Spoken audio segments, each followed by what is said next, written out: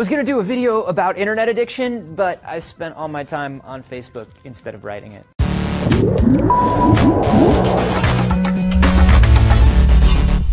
Anthony here for DNews and the internet. I have never had a more complicated love-hate relationship with anything. YouTube holes, Tumblr holes. I go to check my Facebook messages for a second and I come out 2 hours later. What makes the internet so addictive? Well, there's this theory that internet addiction comes from the same bit of our brains that loves gambling.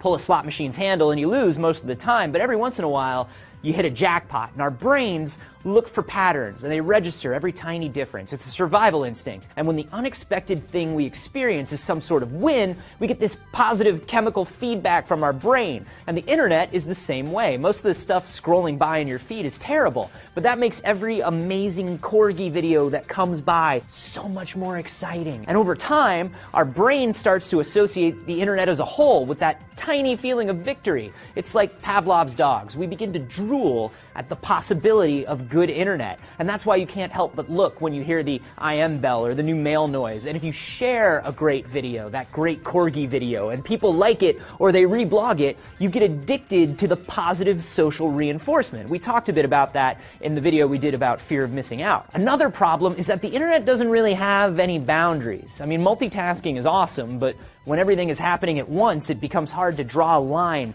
at where to stop using your computer or looking at your phone. You're in the middle of checking Facebook and you get an email. You're finishing the email when you get a Twitter mention. Studies show that willpower can be exhausted, sort of like a muscle, and cognitive tasks can be extremely exhausting. So here you are, sitting in front of a screen that's giving you endless things to think about and emotionally react to, and your willpower just kind of wears out, and you keep clicking around. If your internet addiction is particularly bad, hi, hello, my name is Anthony Carboni, it's recommended that you make strict boundaries on your time. I use this Pomodoro timer that makes me work in 20-minute intervals and then gives me 5 minutes off to bum around the internet doing whatever I want. I don't follow it particularly, but I should. Internet addiction is so prevalent that it's actually mentioned in the newly released DSM-5, that manual for mental health professionals. It's not classified as a disorder yet, but it is recommended for further research. I say get on it, science, because it feels crazy real to me. How bad is your addiction? Be honest. Is this a safe place? And not to make things worse if it's particularly bad, but